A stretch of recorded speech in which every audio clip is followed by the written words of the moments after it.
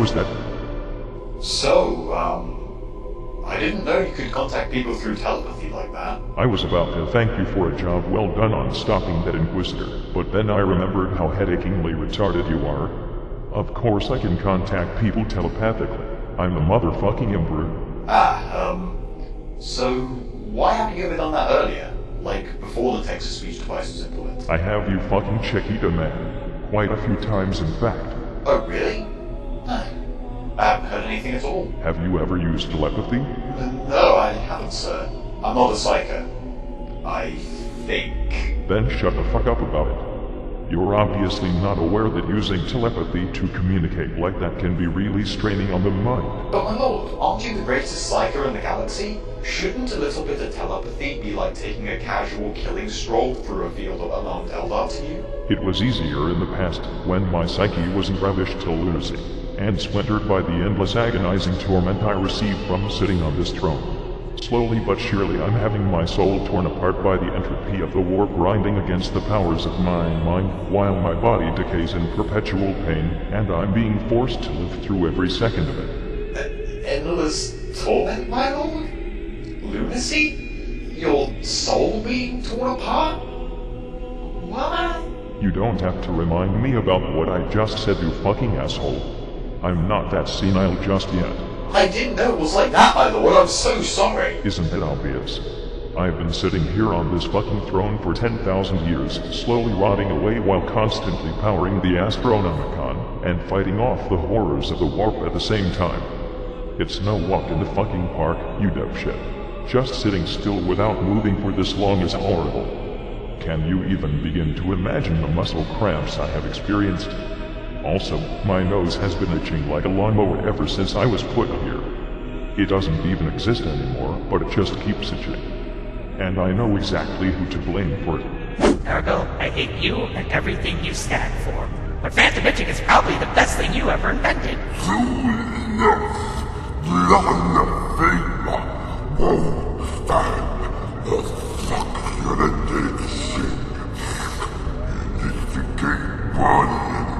And then he'll explode, destroying mankind, and then he will join us as a new Chaos God! Just as planned! Oh, this excitement and torment is getting me so damn horny! Anyone can please understand that deep inside me and learn it as hard as you can!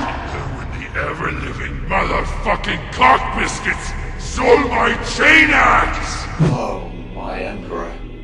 To think that you suffered this absolutely atrocious fate to keep mankind alive. You truly are the graceful guardian of our entire species. Thanks, I get that a lot. So yes, sitting on this throne for an extended period of time is absolutely grade A fucking awful. But what do you use profanity all the time? Shut up, you fucking cockstogies, and fuck, my fucking nose is killing me fucking damn. I know, let's change the subject, maybe that'll get your mind off it. Do it fucking fast. I'm feeling a giant warp storm incoming. So how about those trade legions, huh?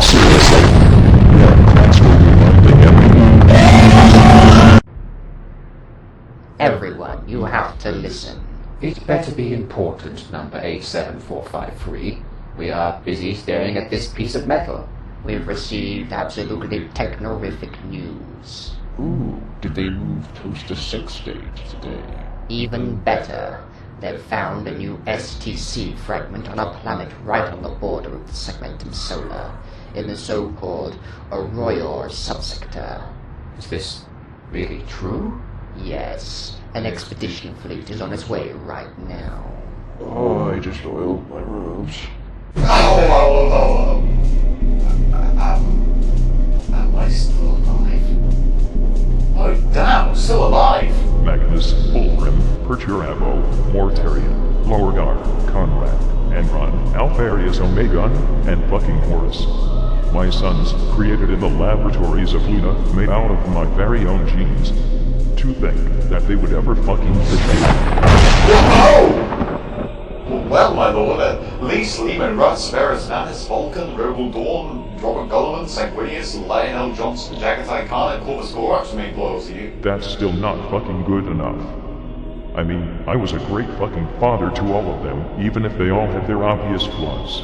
Magnus being a nerdy fucking bookworm, and Psyker not ever being able to stand up to the brothers who bullied them over it. Fulgrim being a sissy fucking brown noser who would rather indulge himself in his secret quest to obtain more fabulous hair than me. To this day, he has not succeeded. Perturabo was always so volatile and childish, constantly bitching and moaning when he didn't get as he wanted. Mordarian constantly smelled like shit from day one. Lorgar was a brainwashed choir boy with a massive victim complex. Conrad couldn't stand a little fucking sunlight, and kept feeling persecuted by his fantasies about a dark and depressing future. Angron was constantly mad. Like, extremely, earth-shatteringly, unreasonably fuck-ass mad. Probably because he had those fucking nails in his brain. Alpharius Omegon had huge anonymity issues, and fucking Horror started off nice and friendly, but then he decided to stop trusting me when I left for Terra and became an edgy rebel instead, leading all traitor legions to Terra and then put me on this fucking throne. Right, my lord. It is no wonder the most flawed sons of yours betrayed you. The pure, noble and flawless ones were to remain, naturally. I'd agree with you, but nope. Even the loyal ones were flawed as fuck. Leman Russ was bigoted, self-righteous, unnecessarily rash, and had a fetish for wolves.